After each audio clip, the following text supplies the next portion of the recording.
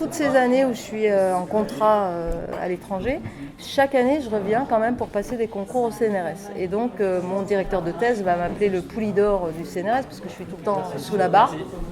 Tout le temps sous la barre, tout le temps sous la barre. Et mes parents me disent, mais tu l'auras jamais, t'es arabe. Et moi je dis, mais punaise, pourquoi vous pensez ça?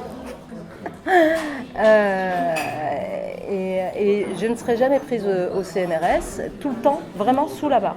Si tu veux, l'année où il y avait 3 postes, j'étais 4e, l'année où il y en avait 2, j'étais 3e, l'année où il y en avait 5, j'étais 6e, enfin bref.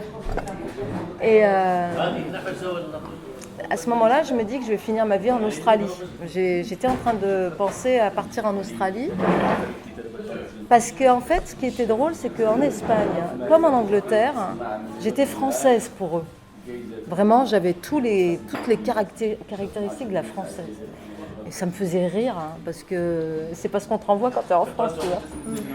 Et d'ailleurs, une fois quand j'étais à Paris, je me souviens, j'étais au volant de la voiture à l'époque avec mon ex-copain.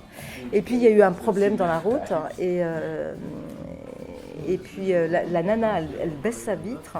Elle dit un truc, elle commence à s'exciter au volant.